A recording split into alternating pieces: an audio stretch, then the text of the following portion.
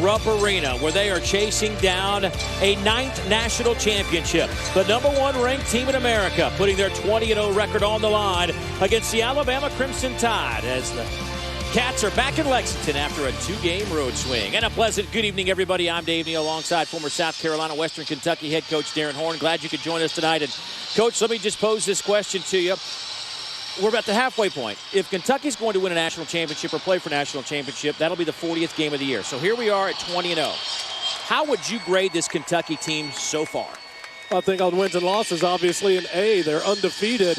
But I think when you look at this team and where they can go, they can get much better. They can improve offensively. And, Dave, they've found ways to win without individuals playing their best. I'm not sure they've had a night where all 10 guys on both platoons give their best effort. That's a good sign. That's a scary thought for the opposition. However, the one constant about this team, though, Coach, is the way they play defense. Nobody does it better. Well, they've been outstanding defensively. Cal has gotten these guys to play hard. And what they do is they take away the paint with their length. A lot of people think it's just using their size to defend at the rim, but their length allows them to shut down the perimeter, and teams aren't even getting in the paint. They block shots unconventionally, not just at the basket, but flying around from all angles and all areas. And then in transition, they don't let you get easy ones, and so many times they take their transition defense and turn it into offense on the other end of the floor. You look at the numbers, their scoring margin tops in the country, almost 24 a game. The numbers are staggering defensively. Well, they really are, and the biggest reason is that one right there. Other teams shooting 32%. You're not beating them if you do that. Somebody's got to throw in some shots. And when you consider the number of shot blocks by this Kentucky team, and it's not just the blocks, it's what they do, the intimidation factor. It's probably more value to that than just a 7.8 per game. But the bottom line is they're only giving up 50 points a game, a staggering number. They'll face an Alabama team tonight that has lost 4 of 5. A tough place to get it back on track. Well, the third member of our team, once again with us here at Rupp Arena. Let's join her now, Kaylee Hartung. Good evening, Kaylee. Well, Dave, Coach Calipari's formula for that defensive success is to make each individual the best possible versions of themselves. Individual success, he believes, then breeds confidence. It's then the player's job to figure out how to be a team. As he sees it, this team's confidence is not yet where it needs to be, but the confidence he saw out of his point guard, Andrew Harrison, at Missouri on Thursday is exactly what he needs to see tonight. Well, this is a team that certainly, if they get that confidence, he likes to get it right to the edge. Not cocky, just confident. And this is the 5 that will start for Alabama. Levi Randolph, Rodney Cooper. You see Retno Basahan in the starting lineup tonight. That's because the team's second leading scorer, Ricky Tarrant, out with a foot injury tonight. Jimmy Taylor, Shannon Hale. On the other side, you will notice that Dominique Hawkins getting the start tonight. One bit of information for Kentucky fans. Trey Lyles will not play tonight.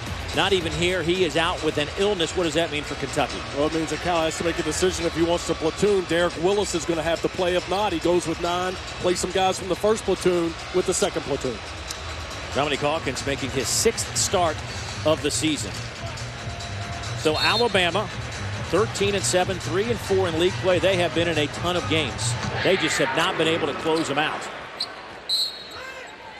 It'll be Alabama basketball to start this one. And one of the big keys on the road if you're Alabama, really for any team trying to beat Kentucky and Rupp Arena, is you have to get off to a good start. Can't be in a situation like we saw in the non-conference with UCLA and Kansas, where 7 minutes in, the game's over. Got to make some shots and got to get some stops early on. Mentioned that close losses for this Alabama team. 4 of the 7 losses decided on the final shot of the game. Hawkins hounding the ball in the perimeter. Shot clock at 15. Here's Obasahan, guarded by Harrison. Pull-up jumper by Obasahan. They had to work hard, but they got it to go down. Back the other way for Kentucky. We talk about their defense, but they're scoring 74 points a game. A lot of teams try to slow it down against the Cats, so that's a pretty impressive number considering how teams play them. Towns spins and gets it to go. Carl Anthony averaging 8 a game and 6 rebounds. Carl Anthony Towns continues to improve as a post player with his back to the basket because he's seeking out the contact to get deeper position earlier in the possessions. 6'11" freshman evens the tally at 2. And here is Hale. Took his eye off the basketball, and that'll be a turnover against Alabama. And talking to Anthony Grant today, he said that is one of his biggest concerns. is holding on to the basketball. They had a bunch of turnovers, 15 against Kentucky in their first meeting, in which Kentucky won that one, going away 70-48. Now in his 6th season in Tuscaloosa.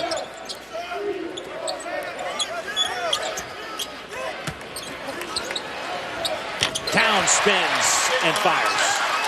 Kentucky obviously trying to establish their offensive game in the paint and attacking the basket, playing through Karl-Anthony Towns. The nice hard finish to the middle, and then now the sweet fade jump shot.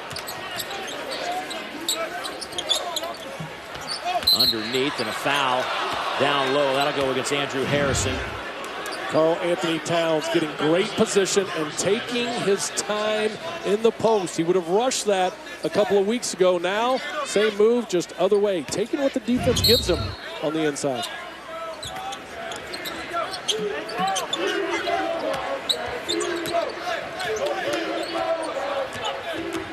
Boy, Hawkins just gets all up in your jersey on the defensive end. Nice move by Obasahan. The rebound out to Andrew Harrison. Aaron from the corner, got it. His 36th three of the year. Aaron Harrison knows that if he gets down to the corner to create spacing, whoever's penetrating the ball can find him. That time, it was his brother. Alabama takes a timeout as Kentucky's opened up a 5-point lead just a couple of minutes into this game. Coach Cal talking about the Harrison twins playing some solid basketball here the last couple of games. Well, Alabama never got matched on that possession. It was a nice play by Andrew Harrison to get into the paint and then kick it out, but Alabama never stopped the ball or got matched. Cal said, you know, we asked him about the streak and does it have any kind of bearing on the club? Do you talk about it? He said, no, not really. We just come out and we try to get better every day at practice. But you know, in the back of the mind, I think when you hit that 20 mark, it becomes a significant number. Well, it does, and Cal may not be talking about it. They may not be talking about it internally, but I can promise you the young men on this basketball team don't go anywhere in Lexington without hearing something about it. You see matching the 65-66 team, that 53-54 team is the standard here at Kentucky. Crazy, the numbers. But Cal said, you know, he had a long winning streak when he was younger, in his 30s, when he was at UMass, and he said he really got involved in that streak. It was an emotional streak. He was young, he was into it. Then he had another long one at Memphis, and he says, you know, I still kind of thought about it, but it wasn't as important to me because at the end of the day, you want to win in April. March and April are what matters, and I think as you gain experience as a coach, you start to understand that more and more, and nobody's getting any more experience at it and doing it well than John Calipari. Here's Cooper, pounded by Harrison. See what Jimmy Taylor can do. He'll get it off to Hale. Hale spins back to Cooper. Shot clock at 5. Boy, a scramble set. Obasahan fouled by Aaron Harrison with 2 on the shot clock. Alabama having a hard time handling the basketball right now, Dave. It's part Kentucky's defense and that length we showed at the outset of the game. And this is just aggressive defense. I don't know that Obasahan really has great control over that ball. For that to be a foul coming across the arms. Well, did he signify shooting foul? I saw the arm come up. Good job by Obasahan to kind of sell that. And they are going to say shooting foul, and it'll be 3 free throws coming up for Retton Obasahan. Well, Alabama getting a break on that possession. Not whether you thought the call was good or not good, but the fact that they're going to get an opportunity to get 3 free throws in a possession where they fumbled the ball about 3 different times. Obasahan mentioned getting the start. Averaging just 2.5 a game. Aaron Harrison aggressive to the ball, has got his hands on it. To me, that's a clear ball, a loose ball, I mean, where it's anybody's ball. 2 out of 3 for Retton, who came in just 14 out of 25 at the line. Retton was a big factor on this team last year. Played a ton of minutes.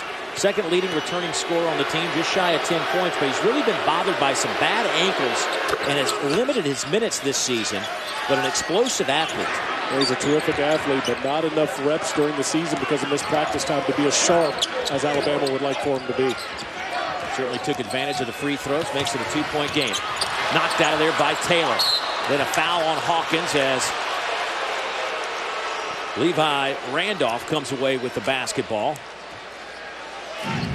Good defensive play by Jimmy Taylor, because if you come up to help and you don't get a hand on that ball, it is a lob dunk every single time for Kentucky. Jimmy Taylor with an athletic play to stop that basket. Randolph trying to get free and does so. Remember, no Ricky Tarrant. The transfer from Tulane is here, but will not play with a bad foot. And that said, that means that Levi Randolph has got to get some offensive production going. Need to get him a touch sometime here in the next few possessions and try to get him going. Here's Hale, defended by Willie Cauley-Stein. Aaron Harrison in the open floor. Tries to throw it down, completely missed the dunk. No foul. It'll be Alabama basketball.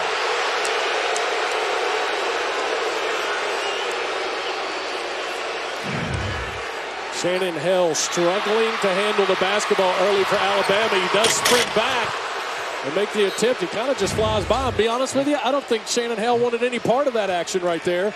Just kind of gave the false effort to run by Aaron Harrison. He just missed the dunk. Probably like you and I were replay day, just a little too high.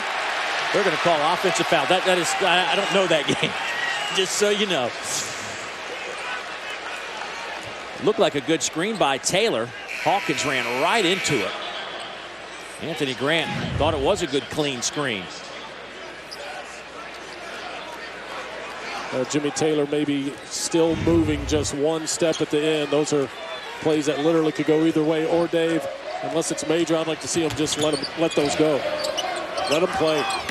Harrison baseline, kicks it out. Hawkins open for three. No good. Hale had it knocked out of his hands. It'll go to Alabama. Our first time out of the game. 7-5, Kentucky out in front.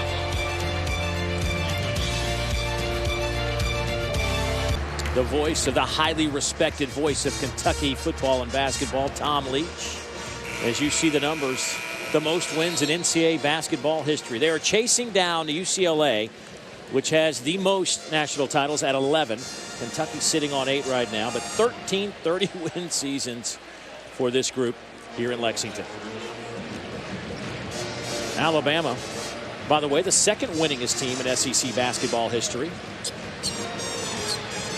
A couple of substitutions on the floor for Alabama. We'll get our first look at Riley Norris, the freshman out of Albertville, Alabama. We'll also see Michael Kessens, the transfer from Longwood University out of Switzerland. And Kentucky is elected with their second platoon to keep Aaron Harrison in the game. Kind of goes a 3-guard lineup here in the second segment. Yeah, for Kentucky, Lee, Harrison, Dakari Johnson, Devin Booker, and Tyler Ulis on the floor. And a traveling violation will give it back to the Kentucky Wildcats. 15:36 on the clock.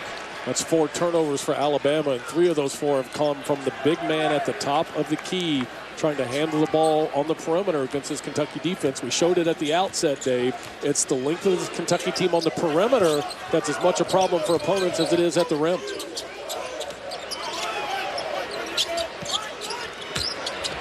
Johnson kicks it back to Ulis. They'll swing it around the perimeter. Aaron Harrison to the free throw line, and a foul on the floor against Alabama, and that will go against Rodney Cooper. That'll be his first. You mentioned turnovers, and for this Alabama team in SEC games, 67 assists, but 96 turnovers. I mean, that's been the difference. I mean, you consider that this Alabama team has been so close in so many of these games. You look at the turnover stats, and obviously that's a huge difference for them in not being able to get more wins. Johnson sets the screen for Ulis. Nice little pass from Marcus Lee back to Dakari Johnson, and Dakari's foul. Well, one of the things that's been so impressive about the bigs from Kentucky, Dave, one we've talked about already, how they play defensively away from the basket, not just at the basket, but they're good interior passes too. Nice job. Anytime you get the ball on the baseline and you're big, you want to look for your buddy diving to the rim. That time Dakari Johnson, the recipient. Dakari misses the first free throw. Super Tuesday presented by Cree LED Lighting continues Tuesday on the SEC ESPN Network at 7 o'clock Eastern. Catch the Bulldogs of Mississippi State and the Volunteers of Tennessee. Then at 9, South Carolina takes on Arkansas. Both games live on the Watch ESPN app as well. Coming your way on Tuesday. Johnson misses them both, but there is Lee for the putback. Marcus Lee at 6'9", averaging 2.5 a game. Dave, I got to tell you, one of my pet peeves as a coach was free throw blockouts. That's about the 5th time in the SEC that we've seen it today, and the three of them in the earlier games cost teams. Well, I know you grabbed my arm. I felt something was up after you saw that. It was almost a hard elbow to the ribs. Well, hopefully they will box out on the next free throw. Justin Coleman checks in, the young guard for Alabama. Shot clock at 5. Layup won't go. There's Kessens for the rebound. He is bumped in the process. That'll go against Dakari Johnson. Free throw blockouts, it's a little thing. There's no excuse for not blocking out. Michael Kessens makes initial contact and then he just stops on the play. Allows Marcus Lee to get all the way to the rim. Inexcusable if you're a coach.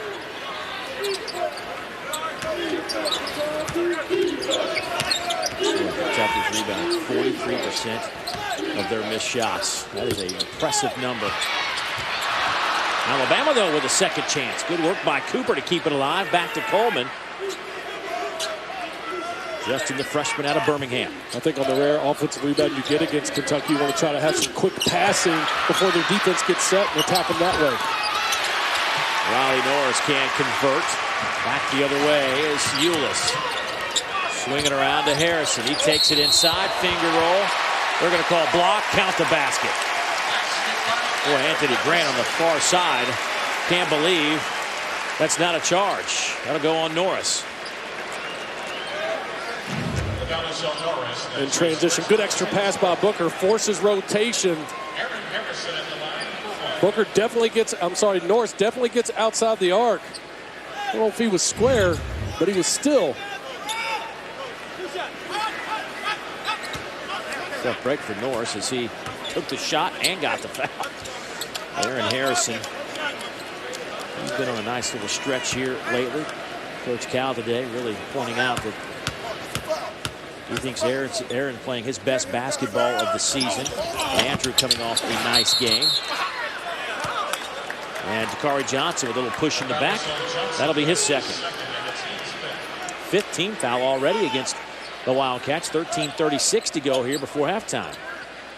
If you're Alabama, you have to be aware of that and find ways to get the basketball in the paint, draw some contact, to get some fouls, try to get some easy ones at the free throw line. Levi Randolph capable of driving Booker and Ulis in this lineup. Harrison a better matchup for him, but Randolph needs to be aware of who he has guarding him. Levi Randolph will bring it up against Booker. Kentucky team coming off that 69-53 win on Thursday night against Missouri.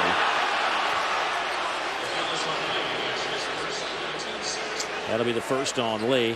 How was it playing? I mean, people talk about it on the outside. A Thursday, Saturday, as we take one more look at this. A Thursday, Saturday, Tuesday swing. That's a lot of games in a short period of time. How did that affect your team? Well, what you do is you have to sell it as this is a tournament situation, guys. This is like being in a conference tournament. It's like playing in the NCAA tournament. We've got to be focused and have quick turnarounds with focused preparation. Not a lot of physical activity on the floor, but definitely a lot of mental preparation and come out ready to play in the next one with a short turnaround. Yeah, Georgia will be here on Tuesday night. Dogs took one on the chin tonight. South Carolina beat them by 17 and held Georgia to 22% shooting. And South Carolina was due for a win. They've been playing pretty well, just hadn't been able to put it all together and get a victory. And Georgia without Marcus Thornton today, a key part of their success so far. Harrison, nice pass to Lee, converts. That's just a great unselfish play, Dave. You know, we talk about getting this team to play hard and play together. Aaron Harrison didn't seek out extra points that he could have easily done. He made the extra pass to a teammate and got someone else involved. Aaron getting a lot of minutes here.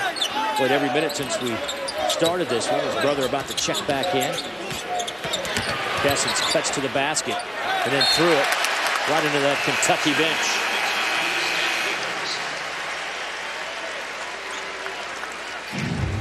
hard to get 9 McDonald's All-Americans to play together.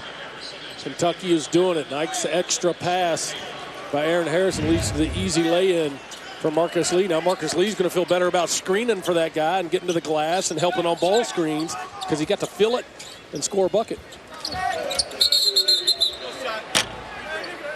And a foul against Alabama underneath. That'll go against Kessens. That'll be his first.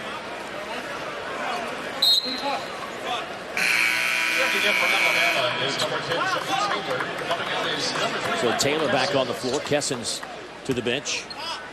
Boy, if they could get Kessens going. He's got some physical tools. Speaking of physical tools that are impressive, how about Karl Anthony Towns at 6'11", 250, right down the middle. He's definitely got some physical tools, and he used them well there. But I think one of the reasons he makes that drop, Dave, he made 2 good post moves early on. And when you establish yourself inside first as a big, it gives you confidence to make plays off the bounce like we just saw. Here's Taylor. Boy, he came close to a travel. Hale in the lane, high off the window, got it to go. Booker. 15-7 Kentucky lead.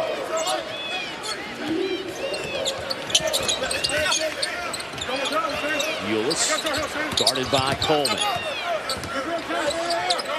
Ulis, the freshman out of Ohio. Booker, tough shot off the front of the iron. Tapped around. That may have been kicked out of bounds by Randolph, and it was. Unfortunate break for Alabama, but a good break for the Kentucky Wildcats. Karl Anthony Towns, though, showing you a little bit of his skill set. Giving great effort on both ends of the floor and showing that he can do it inside and out.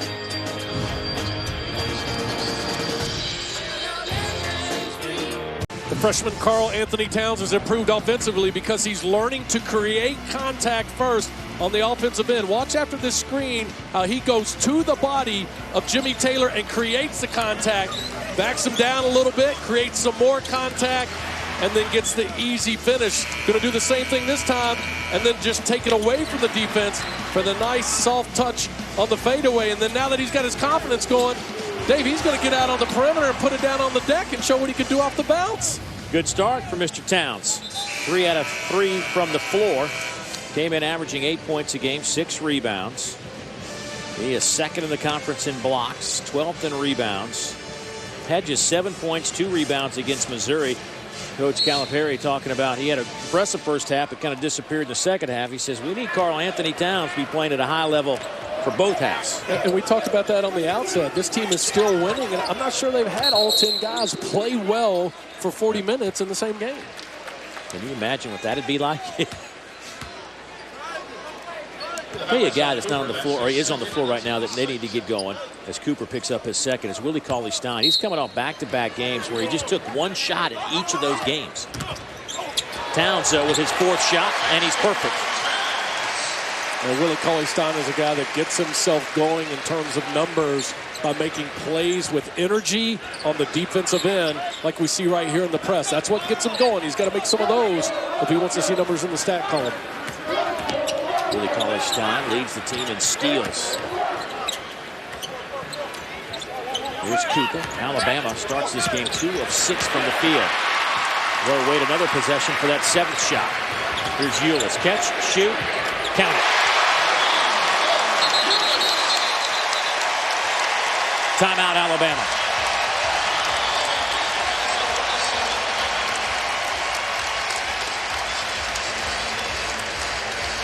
Tyler Ulis hammering home the 3-pointer, a 47% shooter.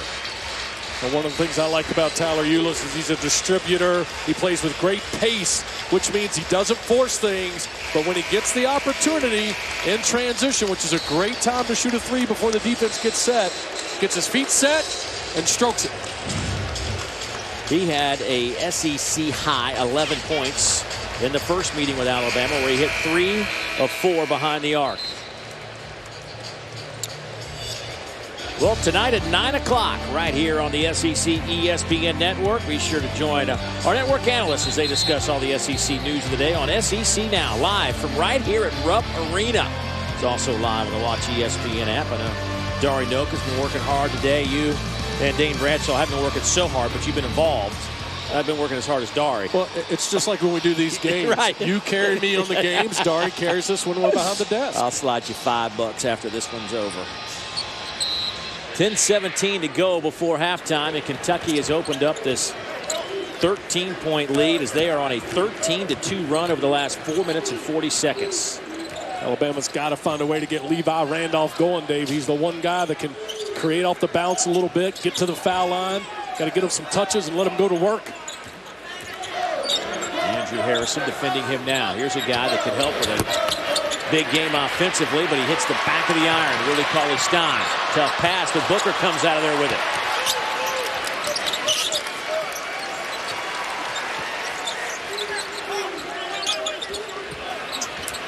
Towns foul. He will head to the free throw line. Boy, Karl-Anthony Towns coming out very aggressive tonight. I had the opportunity to visit with him a couple of games ago when we had him, Dave, and he talked about he's getting more comfortable with the physical contact inside. He is initiating the contact tonight, and that's why he's finishing and why he finds himself at the foul line right now. Towns. His first free throw attempt is good. That's something that Coach Calipari discussed at length this week, really, is the fact that teams are going to start to play this Kentucky team in a very physical fashion from here on out. And his guys better be ready for that. And the best way that you combat that, Dave, is you become the aggressor. You throw the first punch. You create the contact first. And tonight, Kentucky's doing that, led by Karl-Anthony Towns. Obasohan bringing it up against Ulis.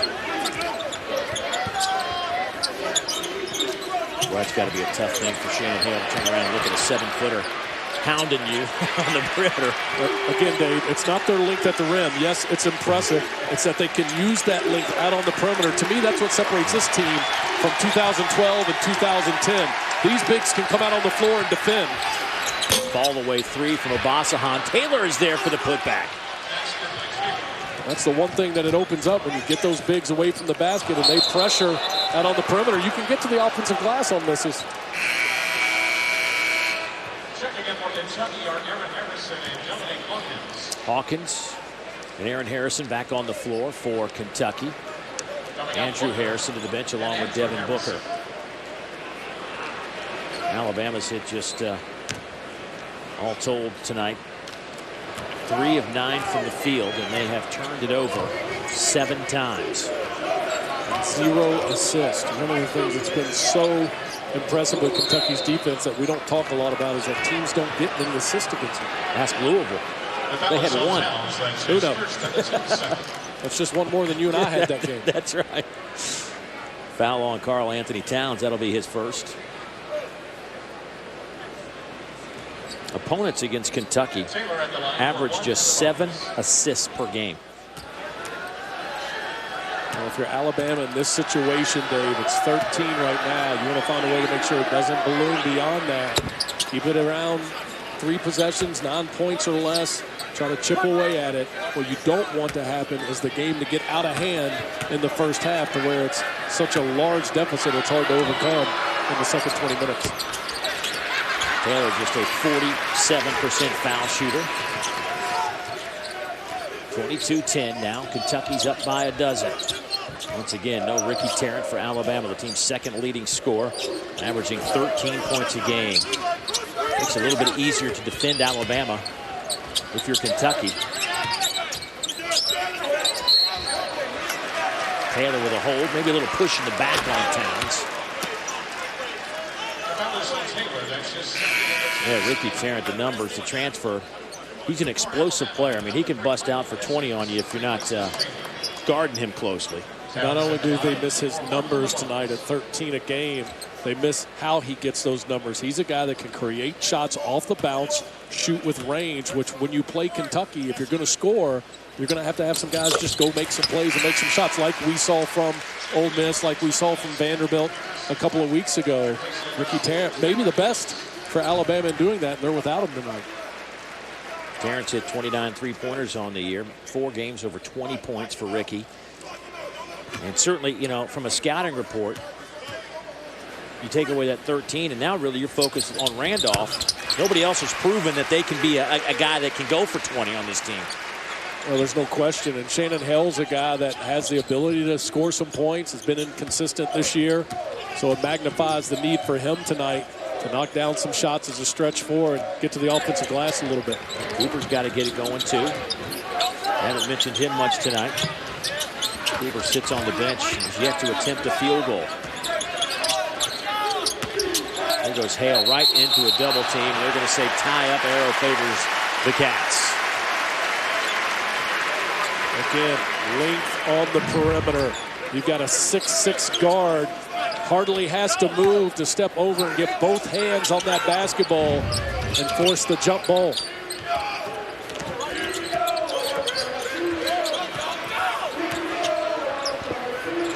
Towns, alley-oop, Cauley-Stein.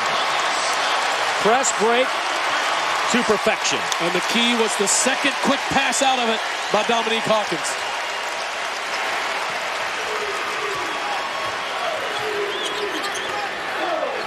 16-point lead.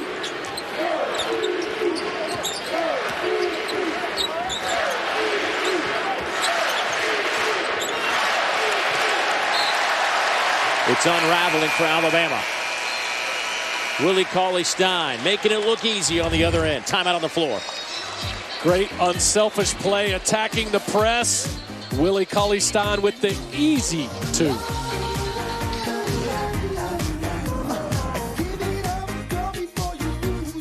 6-10 Kentucky with their largest lead of the game. 7:27 to go here in the opening half. Good press break offense by Kentucky a moment ago. Outstanding. And the key to breaking pressure, Dave, is not dribbling up against it, but making a quick second pass. Andrew Harrison gets the first pass, but then when Dominique Hawkins catches the pass from Harrison, he's going to take one dribble and then the quick throw ahead. Look how the defense does not have time to take away the pass or rotate down inside. And I'll tell you what, if Willie Cauley-Stein gets up off the floor before you do and they throw that pass up, I'm not sure there's many people in college basketball that are stopping it. You look at the last 3 games for Willie, just 10 points, 4 of 7 from the floor. The last 2 games, though, really, as a matter of fact, even Coach Cal just kind of wanted him to relax and play. I mean, he's so talented. He said Willie Cauley-Stein will be all right. Lost the handle, but Towns. Cauley-Stein, that's a big-time move. Now that was impressive. He looked like he was okay on that play, Dave. Yes. I hope people appreciate the unbelievable athleticism that it takes at 7 foot to make a move like that. Abasahan. Off to Randolph. Kentucky now shooting 79% from the field. Alabama is just 3 of 9. Kessens will set the screen. Here's Randolph working against Towns. Norris, long 3. That won't go. Hawkins, the rebound.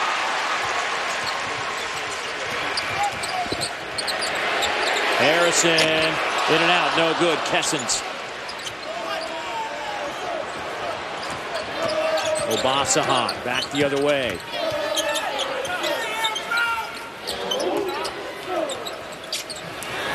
There's a 3 from Cooper. His first shot is a 3 that goes down. Good, Alabama, a lot of time left in the half. And obviously in the game, a whole another half coming. Got to find a way to chip away, get this thing around 10, maybe under 10 before the half. Keep it a ball game. Knocked around. Aaron off to Andrew, now to Dominique Hawkins. And Andrew shoots an air ball. Well, Carl Towns off to a good start. For more on him, let's go to Kaylee Hartine. Well, Dave, energy and effort have been buzzwords of Coach Calipari's throughout the season. And in that last time out, he ensured everyone understood that he liked what Karl Anthony Towns was bringing with his defensive energy. Here again is where you see the effects and how well this platoon system works. As Dakari Johnson came off the court from his couple of minutes of play in the second flight of the platoon, Coach Cal was very frustrated with what he saw from him. In the case of Towns playing as well as he is, he can keep Dakari on the bench and teach him a lesson. So look at Karl Anthony Towns, 4 out of 4 from the field, but he's 4 out of 4 from the free throw line as well. And I think there's a stoppage right now. There might be a little blood on the court. Down in front of that Alabama bench. We're going to pick that up. It looks like Michael Kessens is the one that might have been cut from. He's down at the very end of the Alabama bench getting 10-2.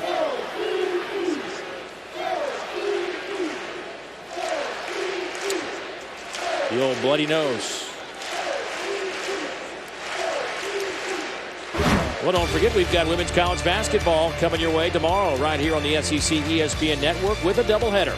First at 1 o'clock, Georgia takes on Kentucky. Then at 3, it's Mississippi State and Tennessee. Both games live on the Watch ESPN app as well. It's all tomorrow right here on the SEC ESPN Network. Michael Kessens. Somebody busted him across the bridge of the nose. I thought basketball was a non-contact sport, though. There was a time when it was. It is no longer that. You look at the athletes and the size, not just the height and the length, but the physical stature of these young men. It is definitely a contact sport. A bad pass by Norris. Kentucky all over it and back the other way. Alley-oop! Marcus Lee throwing one down. You've got to stop the basketball in transition. If you don't stop it by the time those guys are at the foul line, they are going to throw it up to the rim. It's happened 3 times already tonight. Randolph, nice crossover, bumped in the lane, count it. Team's leading scorer will head to the line. Kentucky out in transition after the turnover. Look, nobody stops the basketball. Andrew Harrison drives it all the way up inside the key and just throws it up to Marcus Lee. Got to get the ball stop first. If you get the ball stopped down the middle of the floor, he doesn't have an angle to make that pass. Booker chases it down.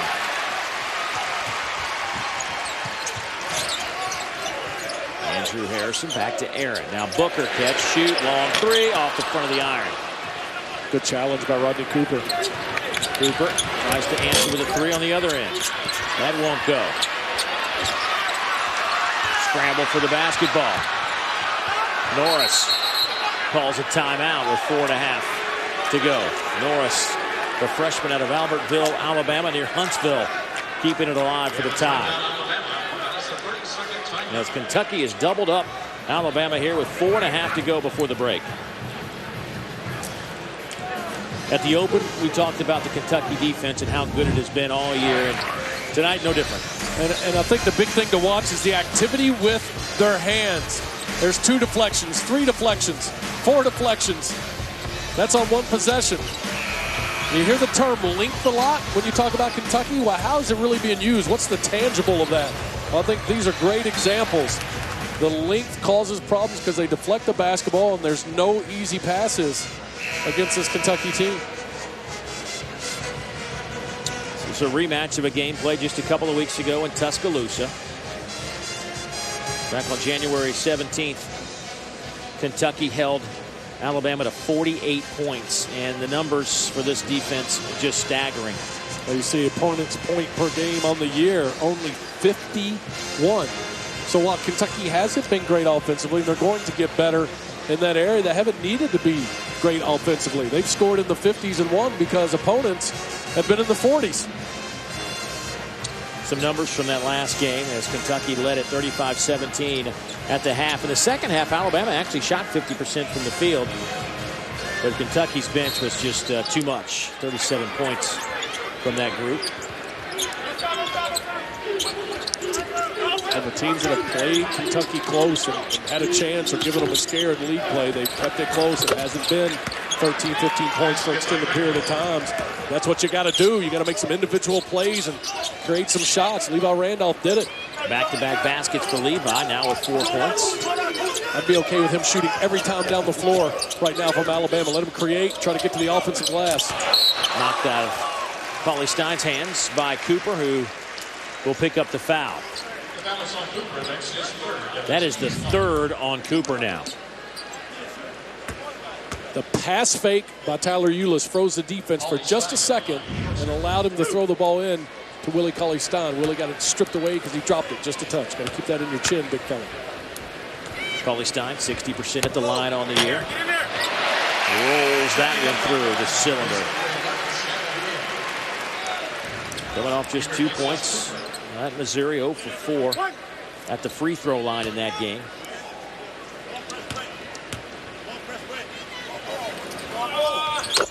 And perfect on that one. He's got a good looking stroke. No, he really does. He's got great touch. He's got good feel. I think this is a guy, I don't know that he'll ever be a great scorer, but at the next level with even more time to work on your game and develop and more spacing on the floor, I think he's going to be a better offensive player maybe as a pro even than he is in college. Here's Taylor to set a screen for Obasahan. Here's Hale. Obasahan.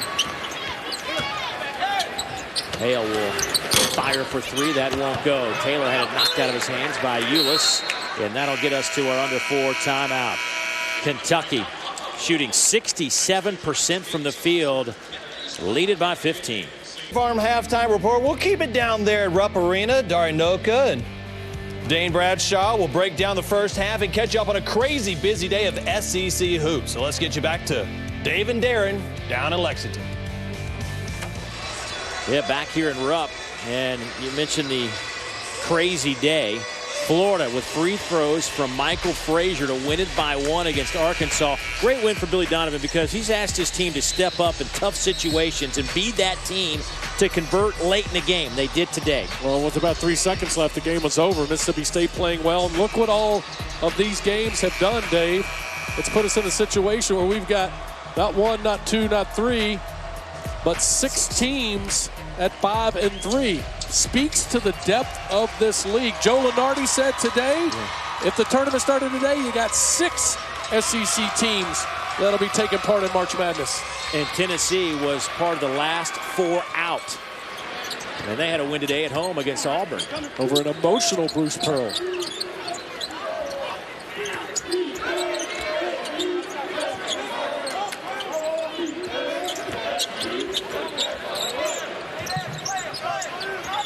Just been a struggle on the offensive end for Alabama. 0 assists for the Crimson Tide.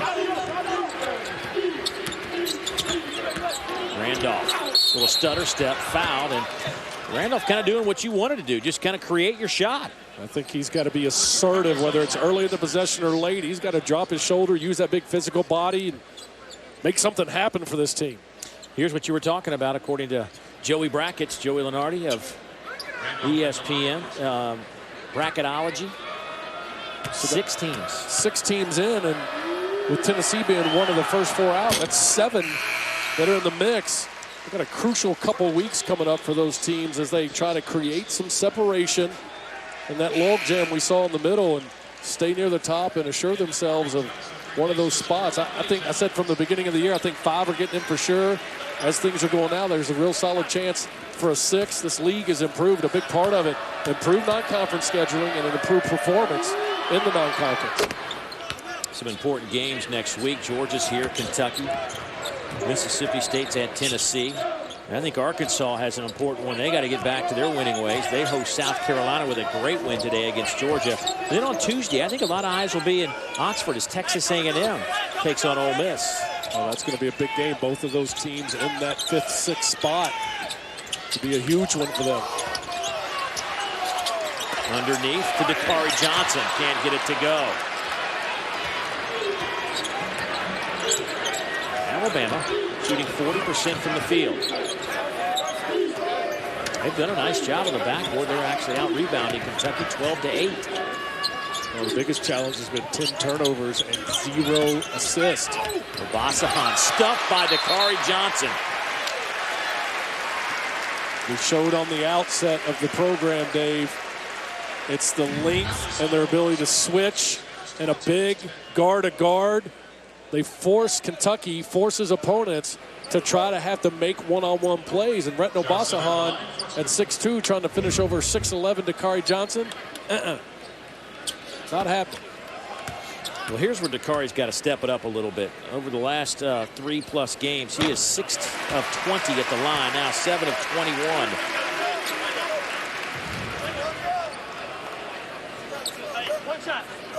You know, it was interesting. We were here for Vanderbilt about a week and a half ago, and talked about Marcus Lee, who's shooting 31% from the floor.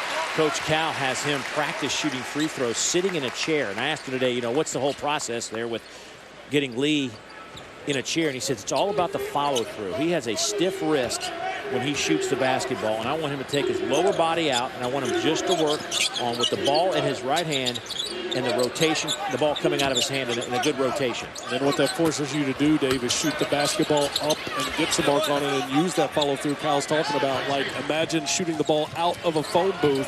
That's the kind of stroke that you want. And when you're sitting in a chair, you don't have any choice but to do that. Under 2 to go. 14-point game.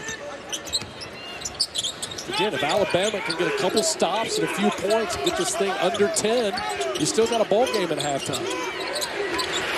Aaron Harrison, though, knocks home a 3, and it's a 17-point game. Boy, just so patient in that half-court set. Well, this is as good as I've seen Kentucky offensively in terms of moving the basketball, guys taking good shots, really having good patience and pace to their play.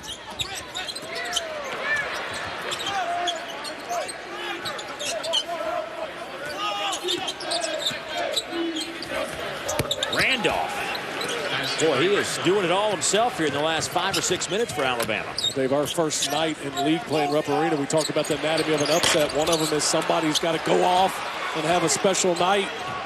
Levi Randolph's the guy at Alabama that could do that. He's created some nice ones here in the last few minutes. Willie Cauley-Stein picks up his first foul with 52 seconds to go before the break. Kentucky with good patience against the Alabama defense. Good ball reversal. That's after the ball had even been moved. You see 12 seconds on the shot clock, and then Randolph doing what he needs to do for Alabama, just creating and hitting the pull-up. You notice that was over the smaller Tyler Ulis. As good as he is in full court pressure for Kentucky and changing some tempo for the Cats, struggles in the half court, guarding bigger guards at 5'9", 155 pounds.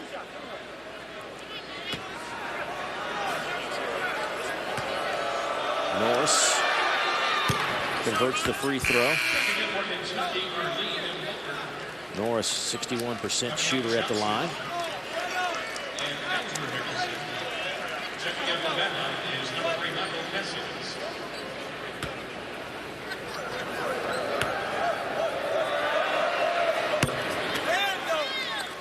So Norris at the line makes it a 13-point game.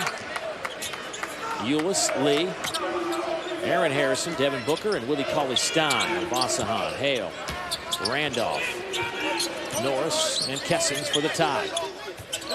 Alabama's going to make sure they box out in a zone. You don't have man-to-man principles to box. Cauley-Stein. Offensive rebound. Shot clock is turned off. Good defense, but it's not a stop until you secure the rebound.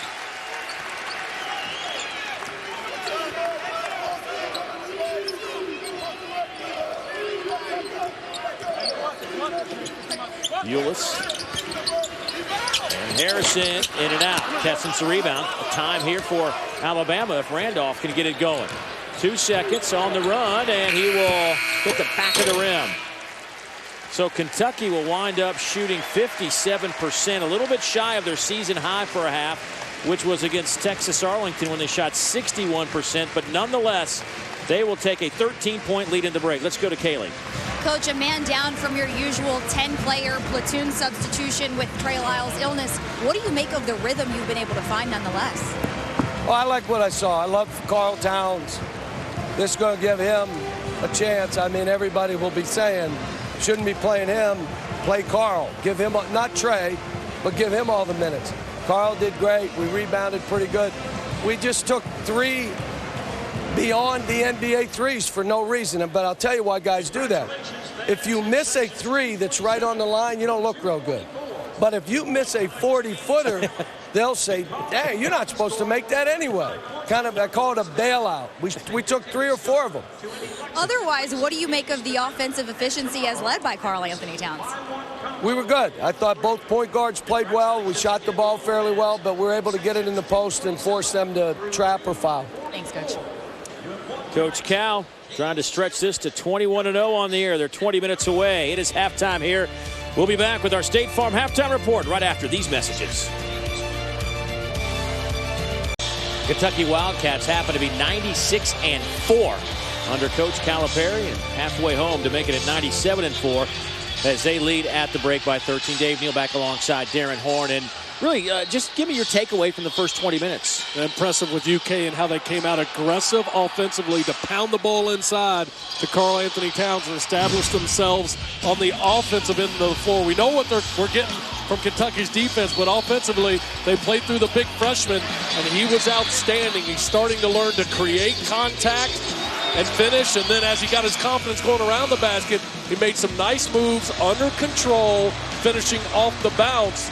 And for Alabama, crucial that they get Levi Randolph going. They did at the end of the half. Not a lot from him in the first 10 minutes, but he's a big physical guard that can create off the bounce, especially going against freshmen and smaller players like Tyler Ulis. It's almost like he said the last 10 minutes in the first half, enough of this. I'm going to get mine. And good thing he did for Alabama. Alabama, listen, they shot a decent percentage against a team that's best in the country in opponent field goal percentage. They shot 44% in the first half. Hard to argue with that number. It's the turnovers that really hurt them with 10. Yeah, only 1 assist and 10 turnovers. That was the difference. They were good offensively when they finished possessions and got some shots. They got to do more of it this half. Only 2 turnovers for Kentucky. By the way, those 10 turnovers by Alabama, Kentucky took advantage. 17 points off those turnovers. Alabama with the basketball to start. Obasahan, Hale, Cooper, who picked up 3 fouls in that first half, back on the floor, along with Randolph and Jimmy Taylor. Kentucky goes with Ulis, Dakari Johnson, Marcus Lee, Devin Booker, and Aaron Harrison. Shot clock at 6. Randolph, jump shot, no good. Booker chases it down. Back to Booker. Devin slow start, 0 for 2 from the field. Coming off that emotional trip to Missouri. Dad was on hand. Former Missouri Tiger, outstanding player. Matter of fact, one of his Missouri teams, Melvin Booker's Missouri teams, went undefeated in Big 8 basketball, 14-0. Dakari Johnson. Hit by Jimmy Taylor. For Taylor, that'll be his 3rd. This Alabama team, though he doesn't do a lot of scoring, is much better with Jimmy Taylor in the lineup. He gives them a physical presence with great length.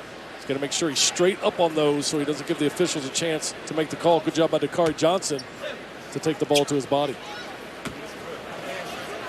Dakari at the free throw line.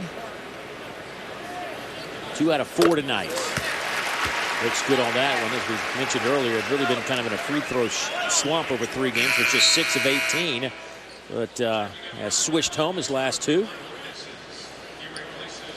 We were talking about streaks and this Kentucky team trying to do something that hasn't been done since 1976 in Indiana, and that is going to feed in the regular season. I talked to a couple of these players before the game today, and Dakari was one of them. I said, in high school, what was your longest winning streak?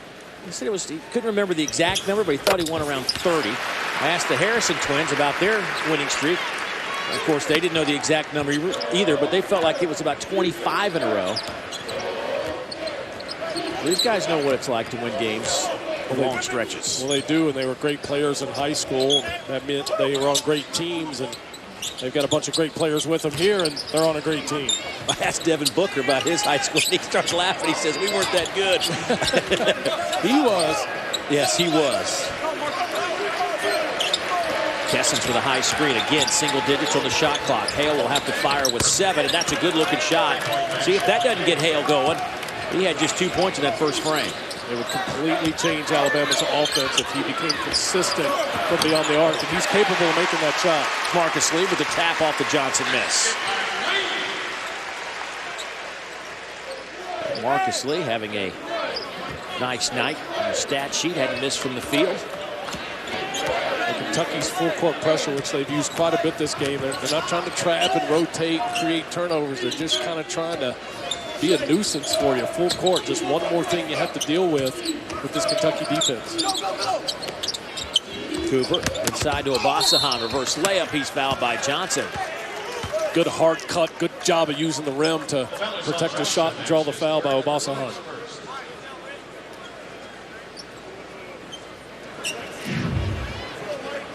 It's a good hard cut.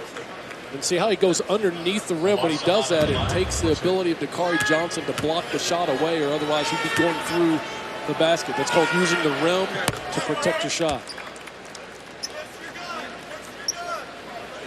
Update Virginia. They are up on Duke by 2. About 15 minutes to go in that one.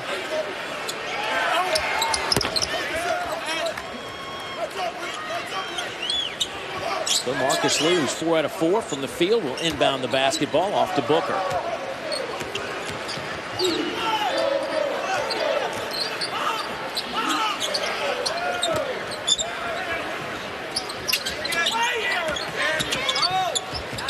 Booker, catch, shoot, got it. Much more in rhythm on that jump shot. His first field goal of the evening is for 3. The key to that shot was the spacing that Devin Booker made. When the ball went down on the floor, he spaced accordingly to get into the open area and then got himself set and was ready to shoot. Remember, Dave, it doesn't matter if you're open. It only matters if you're ready. He got himself ready and knocked it down.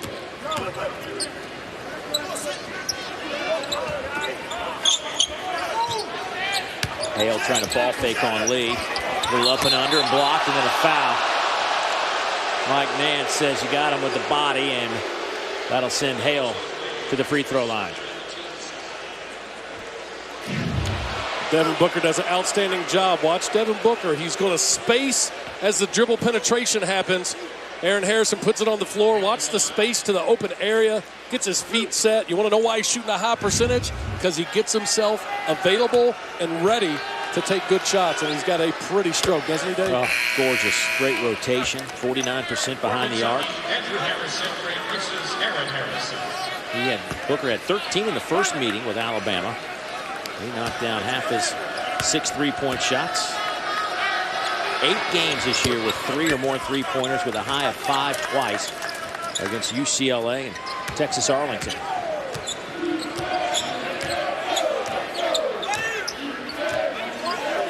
You know, we've seen Kentucky a lot this year, you and I. What do you make of the way the Harrison twins have been playing? Well, I think that they've done what they had to do to win. In games where individually maybe they haven't been great, but I think what's gone overlooked is the number of winning plays that they've made for this team in different games. You and I were here for the Ole Miss game and the SEC opener when Kentucky almost lost. And down the stretch, defensively and offensively, they made every big play on both ends to help this team win. And ultimately, Dave, that's what you want. I'm not sure when you're playing 10 guys that you're going to find any individual that you look at and say, man, he was great every night.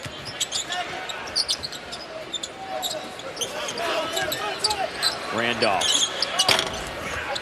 Kentucky left him open.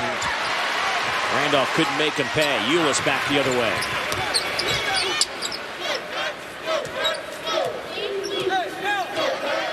Kentucky shooting 59%. Alabama, once again, a pretty good clip when you consider Kentucky's defense. They're at 45%. Wide open Booker. Got it. Back-to-back threes. Exact same thing for Booker, just a different angle, different side of the floor. That time he's in the corner, ball goes away from him. He spaces up to the open area and allows the throwback, gets his feet set, and drains another. It is the largest lead of the game right now for Kentucky. Hale, top of the key 3 off the mark. Dangerous time right now for Alabama. Kentucky seems to be in rhythm. They lead by 18, timeout on the floor. And that young man is feeling it, because he's getting to the open spot, getting set, and letting it fly.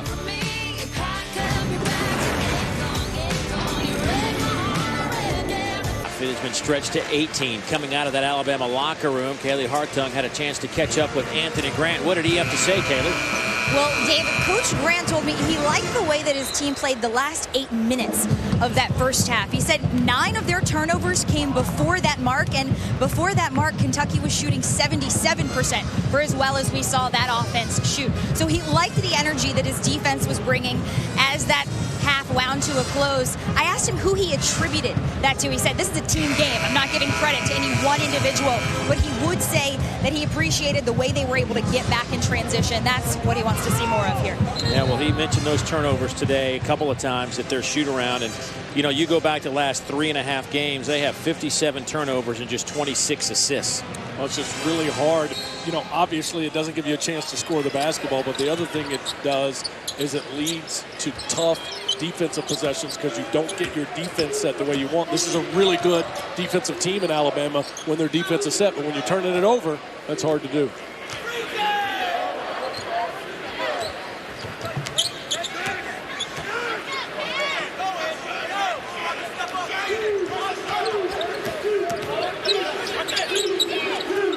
Harrison, shot clock down to 7. Kari Johnson. He'll shoot the 3. They left him open. Why not? Let it go, Andrew. His 14th 3 of the year.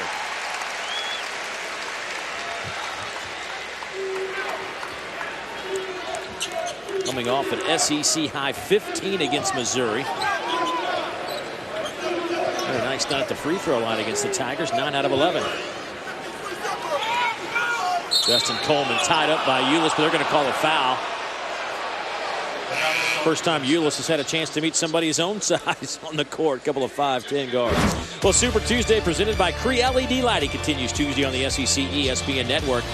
At 7 o'clock, Mississippi State coming off a big-time win today against LSU takes on Tennessee as they knocked off Auburn this afternoon. Then at 9, South Carolina winners against Georgia take on Arkansas. Both games are also live on the Watch ESPN app. The Hogs losing to Florida this afternoon.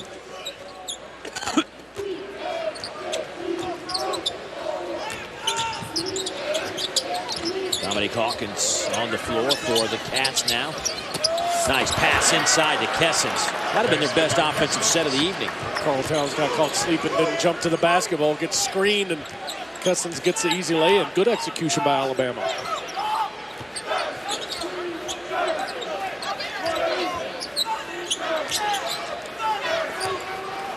Aaron Harrison gets it to Andrew. Our high school coach in attendance tonight.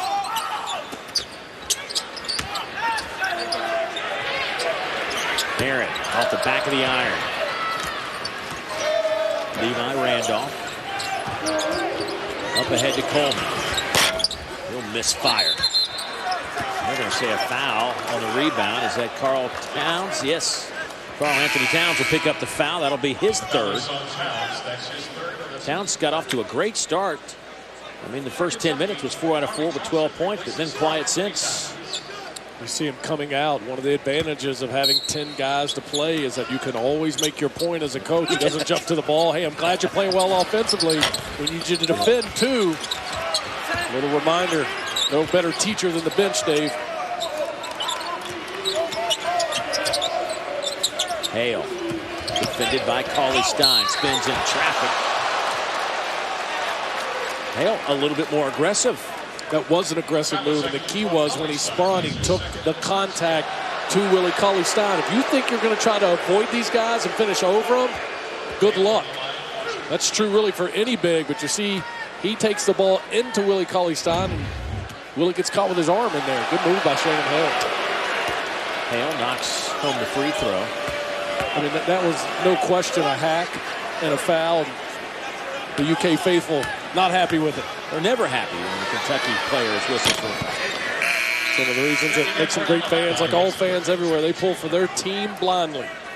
You know, I've been coming here for a long time doing games, and it still just blows my mind away how 2 hours before a game, it feels like a football game atmosphere around Rupp Arena and the surrounding areas. It is just packed with people. It's nuts. You think you get used to it, but you don't. Cauley-Stein throwing one down, assist to Kari Johnson. Another example of good interior passing and unselfish play by Kentucky. Their bigs do a good job of looking for each other.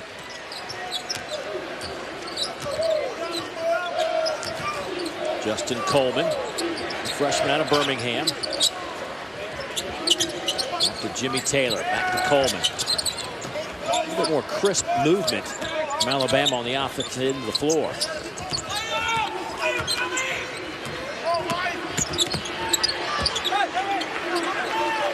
Shot clock at 5. Randolph, push off, got away with it, and buries the 3. Well, again, I think that's going to be something that's key for Alabama, not just tonight, but moving forward, especially depending on how long Tarrant is out. Levi Randolph needs to be aggressive offensively. It was a big-time step back. Might have got away with a little nudge. That's a good way to put it. Team high 10 for Randolph now. And Cooper picks up that foul, and for Cooper, that will be his 4th. Cooper, that's his 4th and the team's 2nd. A couple good offensive possessions for both teams, Dave. First for Kentucky with the unselfish passing. Nice drop off. Willie Cauley-Stein with the easy dunk. And Alabama on the other end. Levi Randolph with the nice individual play as well. Well, he's a big physical guard. Watch him create the contact. A little bit of nudge, but the reason he got it is he drove the basketball at the defense first. That's a tough shot. Randolph made it look easy.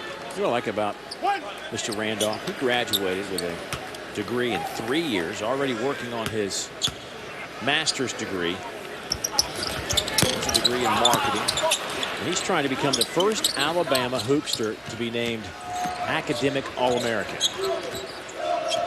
3.75 GPA in graduate school. Sounds like, no, it doesn't. I was going to say sound like me at Florida State, but that's not close. So you know about that. I mean, an Academic All-American at Western Kentucky. Come on. Yeah, it's a great honor to have. And if you're Levi Randolph, especially the first one in school history, tremendous honor. And he's playing well on the court, too. By the way, you can't get it if you can't hoop on the court, too, because they factor both in when they pick their final team.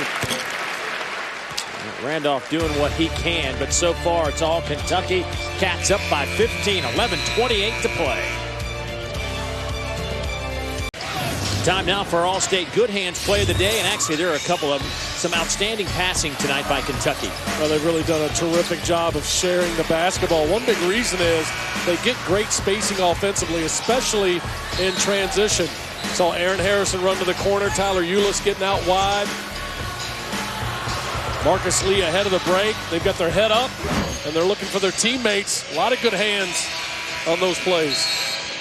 Kentucky's hit 6 of 13 from behind the arc. 12 assists tonight on 19 made field goals. Alabama 3 assists on their 12 made field goals. Crimson's Tide still shooting a decent number, 44.5%. But Kentucky at 61% from the field. Their best game this season was against Boston University, and they shot 57%. So they are on pace to eclipse that. We'll see if they can continue to shoot at this clip as Dakari Johnson gets set to toe the line. Alabama with a 15-point deficit right now, and negative 16 in the points off turnover category. Excuse me. Those 10 Alabama turnovers have led to 17 Kentucky points.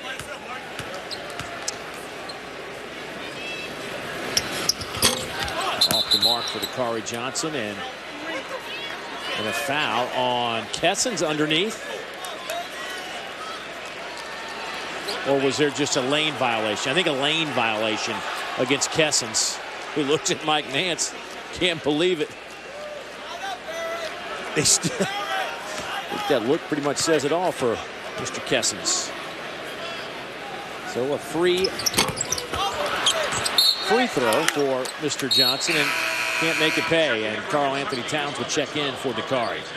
Coming out is Dakari Johnson.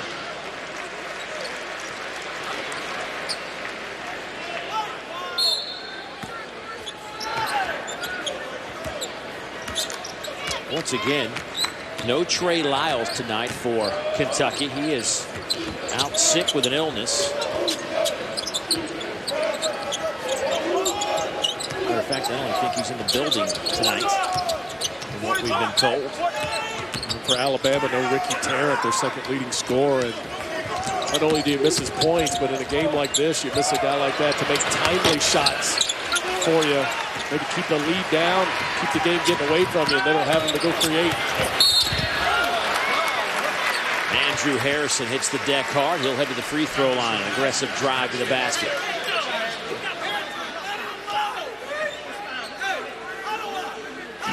It's not enough just to be back defensively. You've got to stop the basketball and keep it in front of you. Justin Coleman gets caught reaching.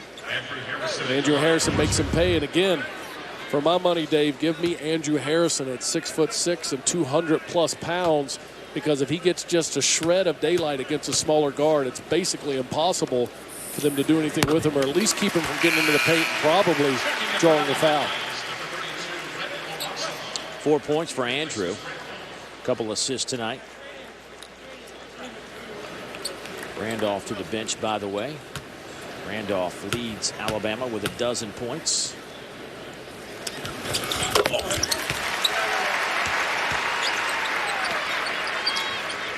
Well, it's that time of the game, 10:52. You wonder if the focus of Kentucky. For more on that intensity, let's check in with Kaylee. Well, Dave, Coach Callis said he would like to see sustained energy throughout a game. It's something he would like to see his team improve upon. Well, in this case, during that last timeout, he reminded them all how necessary it is to keep their intensity up. Given the change in the rhythm of their offensive rotations without Trey Lyles, given that he's rotating in 4 guys at a time, he said if you get tired, take yourself out. But if you're going to play, you've got to keep the intensity up. Well, he has said it time and time again. You're the one who's going to get yourself taken out of a game with your lack of hustle. And he asked each guy to look down the bench. If the guy's not playing well, he says, go get him. Well, and he's got somebody that he can go to, which isn't always the case. And I think one of the big teaching points as a coach with that, Dave, is that this team isn't playing just to win tonight. They're playing to get ready for March. And when you get in March and into April, hopefully, if you're a team like Kentucky, you got to be at your best and with high intensity for a 40-minute period against the teams you're going to play. So you want to build those habits, even in a game like this when you're up 17 and have a comfortable lead at home. But I got to, I mean, it's just a natural reaction when you're up 17 with 10 minutes to go to maybe step off the gas a little bit. Well, and I think part of developing greatness is understanding that you can't ever do that. You've got to stay on edge. You got to be at your best. You got to push yourself, even maybe when your opponent is not. North Carolina today was up, 6-15 or 16 against Louisville early, and the Cards came back to send it to overtime. Booker with his third three here in the second half. Well, if I was playing against Kentucky, Dave, one of the things in my scouting report on Devin Booker would be do not let him get going early. He seems to be a guy that if that first one or two goes down, he's going to make it a long night for you from beyond the arc. Ulis. Aaron Harrison for three. No good. Lee knocked out of bounds. It'll belong to Alabama.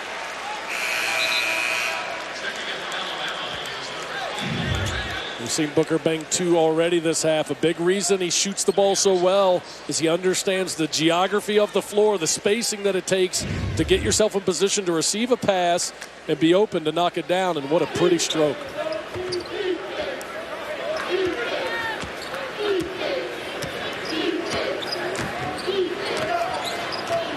Boy, Coleman and Ulis are almost identical in size. Ulis listed at 5'9", 155. Coleman towers over him. He's 5'10", 160. The foul is on Ulis. Ulis picks up the foul. 10 pounds is a lot when you're talking about that weight class. It is. Coleman to the free throw line. Ranked the top player in Alabama last year. Four-time All-State performer out of Birmingham, Alabama. He's a 5A player of the year. Youngster averaging 5 points. Shooting 77% at the line.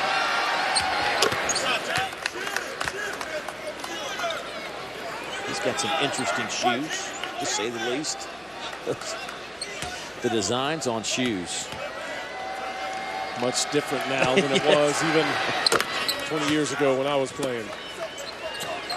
Remember when the high-top leather Converse came out? Boy, that was a big day, wasn't it? You remember that? You remember those? Come on. Absolutely.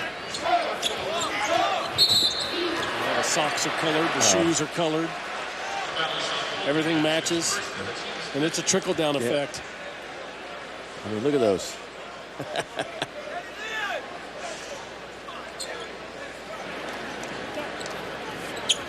It's all about the style, isn't it? Yeah, you know, sometimes I joke with my 11-year-old son, Larry Bird, didn't have matching stuff. Magic Johnson didn't need that. Those guys are okay. They had their nights, right? No doubt. And a foul against Alabama out beyond the arc on Marcus Lee. Not exactly a great foul by Hale, 30 feet from the basket. Now we'll reset the shot clock in a 17-point game. Kentucky trying to go to 8-0 in conference play, 21-0 overall. It's the third best start in program history. So tying that 65-66 team. At 23-0 would be the next accomplishment for this group. Of course, that 53-54 team went 25-0. Shot clock at 5.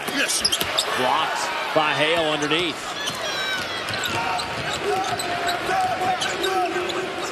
Coleman. Kicking it to Randolph. Off to Hale. Shannon.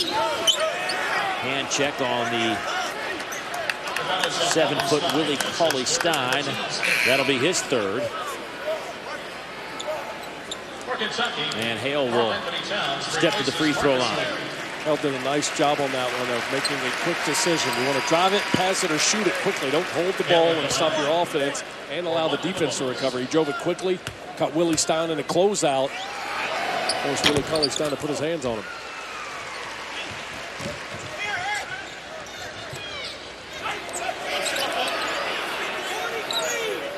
Eight and a half to go here at Rupp Arena. Towns tied up, triple teamed, and they'll say jump ball. Arrow says the ball will stay with Kentucky. 20 on the shot clock. Alabama has continued to play with effort and energy here in the second half, despite being down 17. It was 13 at the break.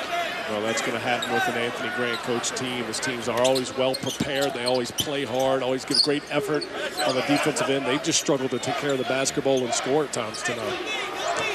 You know, their record not great in league play, Dave. Only 1-4 in their last 5, but 3 of those games decided by 2 points or less. They had 10 turnovers at halftime. Yes. They're still sitting on 10 turnovers, so much better job taking care of the basketball. Offensive foul on Willie Cauley-Stein. That's number 4 on the big fella. Hale might have been moving on that one, but I think anytime you drop your shoulder, you give the official a chance to make that call, and it usually goes in favor of the defense.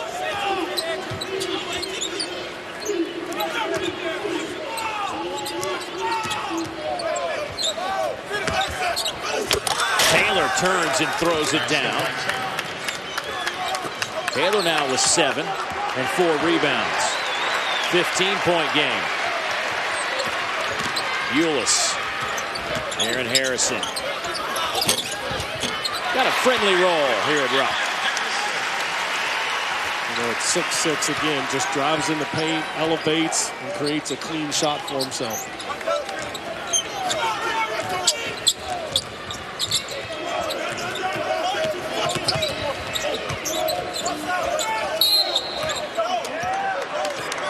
And another whistle against Kentucky on the defensive end. That'll go on Karl Anthony Towns. And that'll be number 5 on Mr. Towns. He'll finish tonight with 12 points, 4 of 4 from the field, just 1 rebound. But his Cats are up 17. John Wooden's UCLA Bruins won 11 national championships. The last undefeated team, Indiana Hoosiers, 1976. Kentucky's next few games, you see a bunch of them coming up on ESPN, at Florida, at LSU, South Carolina, at Tennessee, Georgia coming here.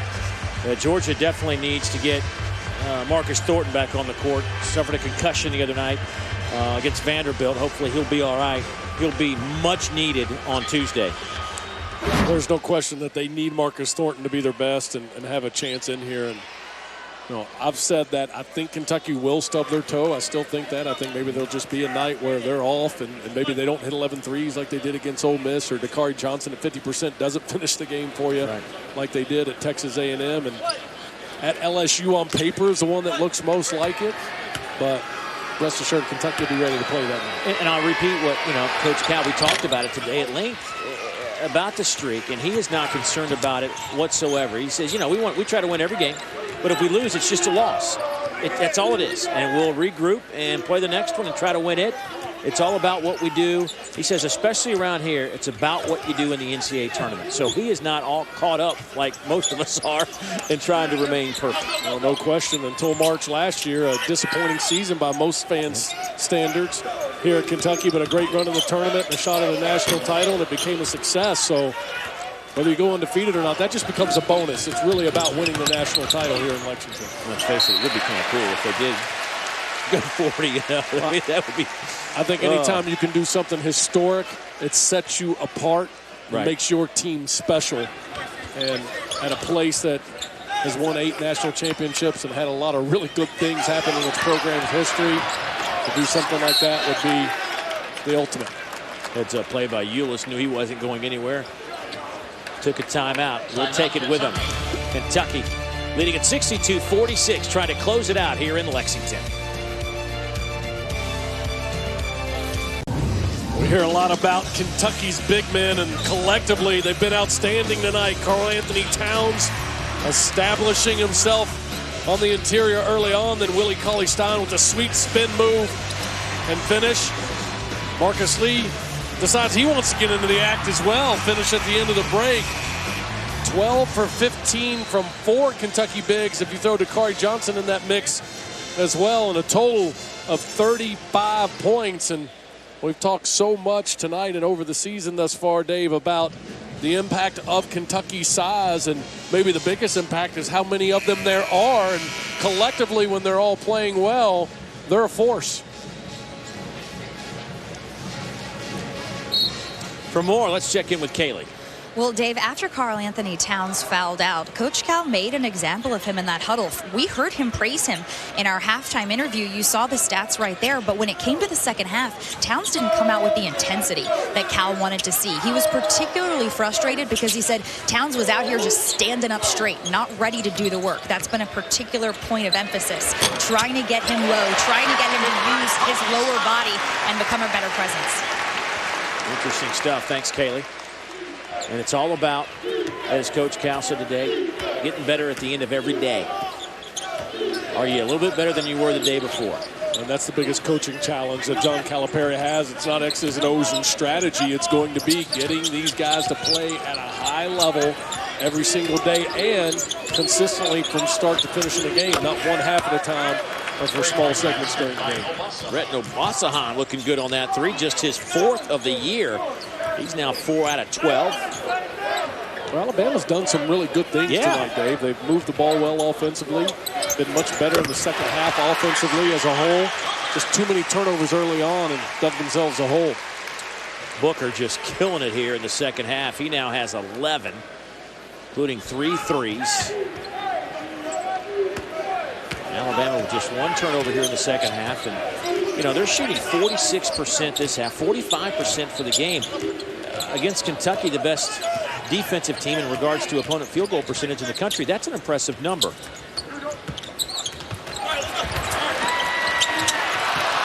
Here's Randolph, nowhere to go. Coleman. Obasahan inside, drew a little contact but can't convert. That's what he does best. Such a great athlete, can really hang in the air.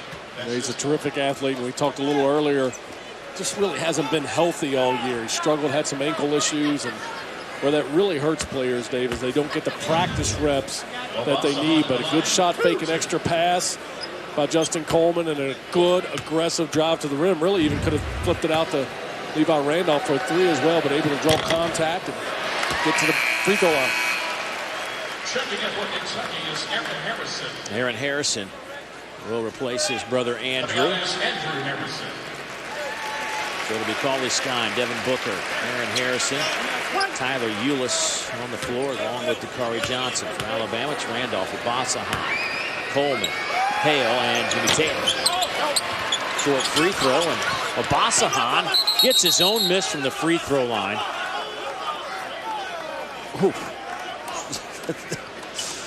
That'll be looked at in the film session. Hey, well, women's college basketball continues tomorrow on the SEC ESPN Network with a doubleheader. First at 1 o'clock Eastern.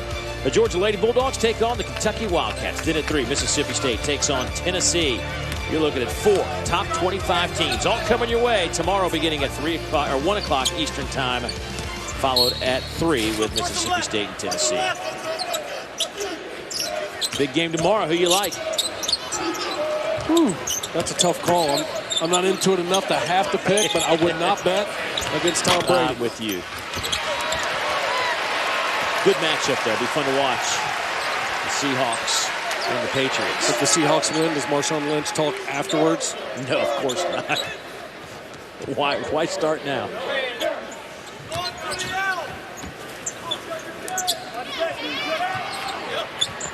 4:15 to go in this game, with Kentucky still shooting above 60%. We talked about Kentucky keeping intensity and continuing to get better at the end of every day. The way you get better up 17 at home when you've got the game in hand, execute in the half court offensively on these possessions. Shot clock hits 0, a violation. Substitutions. Cooper back in.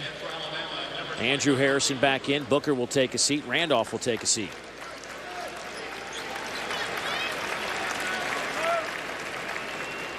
Well, 14 times the preseason number 1 team has gone on to win an NCAA title. The last time that occurred was North Carolina back in 2009. Florida did it back in 2007.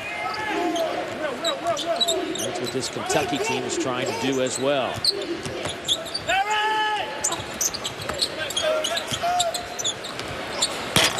Hale with a jump shot.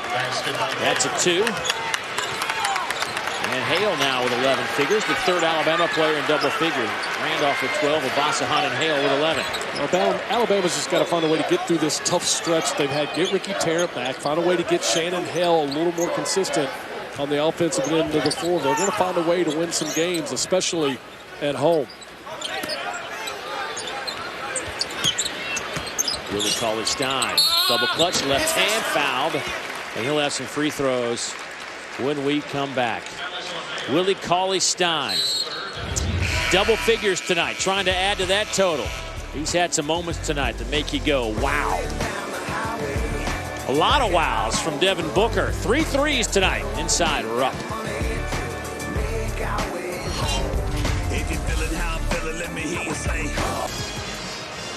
At this juncture, the lone unbeaten as Duke with a huge win, knocking off number 2 Virginia. 69-63. And the Cavs go to 19-1, and then there was one. And if you thought the talk about going undefeated was paramount before, oh, man. Now that there's only one left, it'll be a major focus for people around the country. And they just posted the score here in Rupp Arena up on the big video boards. And the fans realize now that they're it in terms of unbeatens.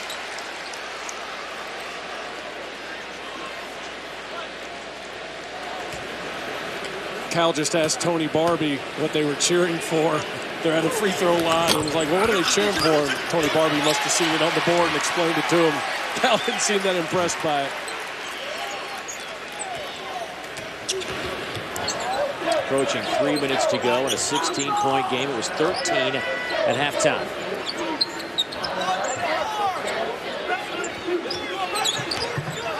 It'll be interesting to see what Cal says about the second half performance from this team. I mean, they've added to their lead as Ulis goes off the backboard, but it just hasn't been as fluid for Kentucky. It hasn't been as sharp and it hasn't been as dynamic because in the first half they created a lot of offense off their turnovers. Off Alabama's turnovers. They got 17 points in transition. Second half, only a deuce. 2 turnovers and only 2 points off those turnovers. Here's Cooper. Just 3 points tonight for Rodney. He's been saddled with foul trouble. Now Coleman to the free throw line, elevates over Ulis and knocks home the jump shot. 4 points now for Coleman.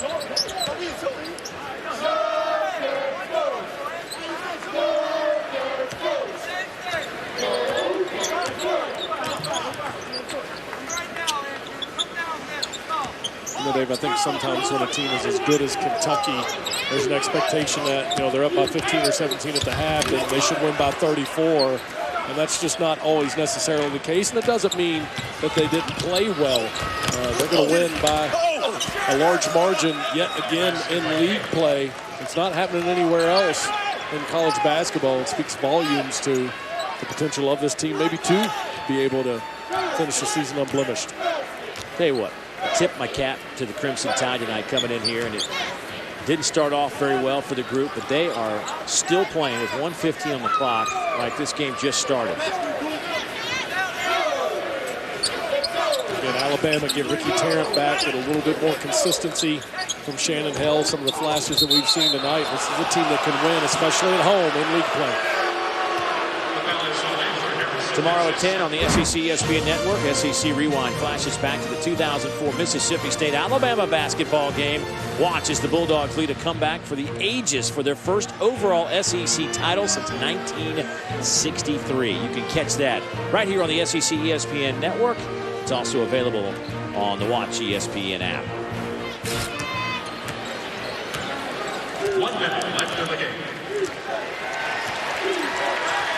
This Alabama team, after this one, will take on Missouri at home. And then it's at LSU and at Mississippi State for the Crimson Tide. Dave, keep in mind this Alabama team has played Kentucky twice already, and before the standings got a little crazy today. Heading in today's games, they only have 3 games against the top 4 teams left on their schedule. They've got a chance to pick up some wins if they just keep getting better and they can get healthy. Coleman with a foul with 36 seconds. I mean, certainly nothing on that makes you say they don't have a chance. I mean, those are certainly winnable games. They have to hold on to the basketball a little bit better. And as you said, they need to get Ricky Tarrant back on the floor. And, Anthony Grant saying he'll know more about that at the beginning of the week. And maybe not a horrible decision, and I don't think there's any thought process to it, but for Ricky Tarrant to maybe miss this game, it was an uphill battle coming in here anyway. Let's get him healthy for some of these games we got coming down the stretch. Maybe help us win and get back in the race to at least finish as top 4 and get that first round bye in the SEC tournament. No question. Just like Kentucky, Alabama wants to be its best heading into the season, peaking at the right time in the conference tournament. You're going to need Ricky Tarrant for that for the Crimson Tide.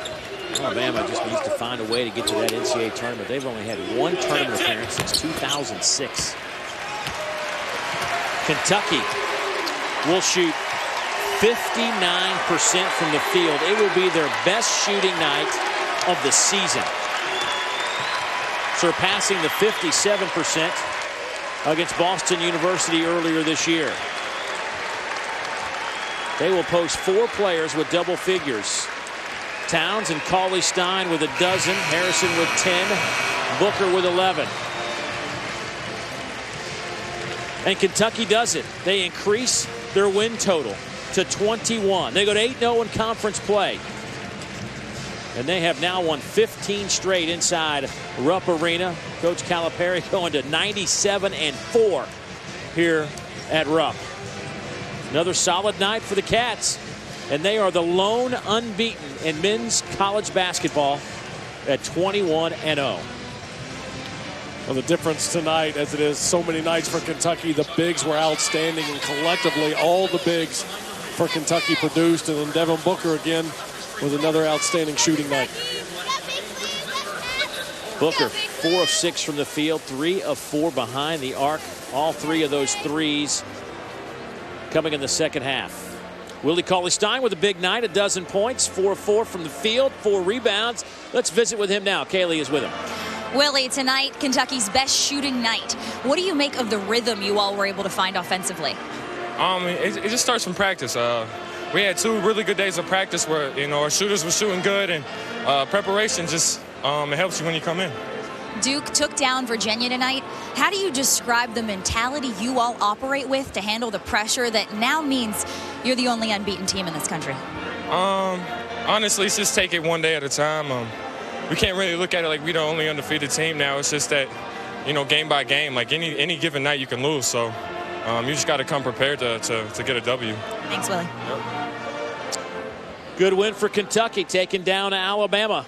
Final score 70-55 for Darren Horn, the rest of our crew, and Kaylee Hartung. I'm Dave Neal. So long. Time now for SEC Now. Let's send you back to the studio.